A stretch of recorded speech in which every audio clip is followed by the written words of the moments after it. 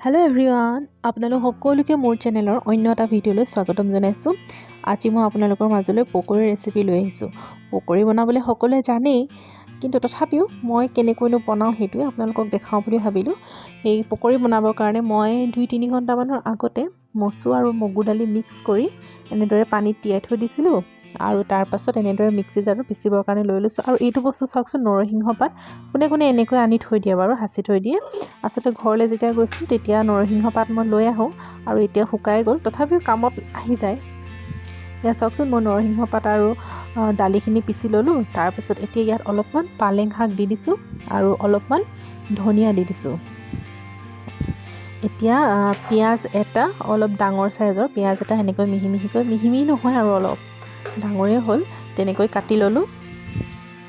অলপমান আদা নহৰু থেতেলিয়াই দিছোঁ আৰু কেইটামান জলকীয়া এনেদৰে কাটি ল'লোঁ। তাতে অলপমান সোৱাদ অনুযায়ী নিমখ দিছোঁ, অলপমান হালধি দিছোঁ। আপোনালোকে জিৰা পাউডাৰ বা এনেকুৱা কাশ্মীৰী ৰেড চিলি পাউডাৰ থাকে যে, সেয়াও দি দিব পাৰে। আৰু এতিয়া অলপমান তাতে মই বেচন দি লৈছোঁ। এতিয়া বেচন দি লৈ গোটেইখিনি ধুনীয়াকৈ মিক্স কৰি ল'ম। এইটো মই অলপ ট্ৰাই কৰি চাইছিলোঁ যে মানে জোখটো হৈছেনে নাই। এতিয়া কেৰাহীত তেল গৰম কৰি মই তাতে অলপকৈ দি দিছোঁ।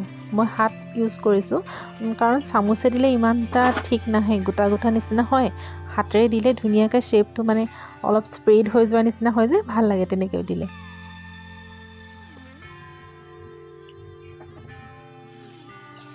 এয়া চাওকচোন, মই এনেকৈ দি দিছোঁ।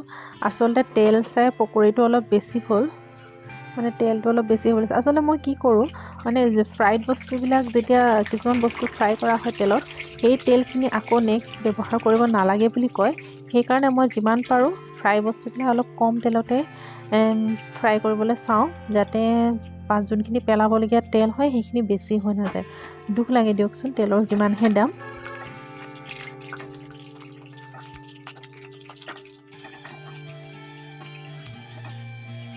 চাওক, এতিয়া মই ইলুটি কৰি দিছোঁ পকৰিখিনি। অলপমান থেপি হৈ গৈছে, কিন্তু একো নাই।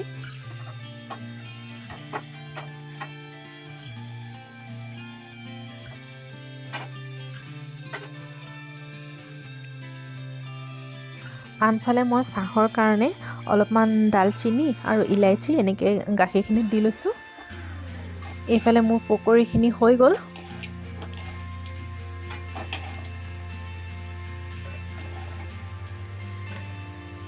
পকৰি মোৰ ৰেডি হৈ গ'ল। ইফালে মোৰ চাটনিও অলপ বনাই ল'লোঁ আৰু এতিয়া এনেদৰে বাকী পকৰিখিনিও এনেকৈ তেলত দি লৈ মই ফ্ৰাই কৰি ল'ম। এইফালে মই এতিয়া চাহপাত দি দিছোঁ। এয়া চাওকচোন, মোৰ পকৰিও হৈ গ'ল, চাটনিও হৈ গ'ল আৰু চাহো হৈ গ'ল। আৰু ভিডিঅ'টো চাই ভাল লাগিলে যদি please like, share and subscribe কৰি দিব।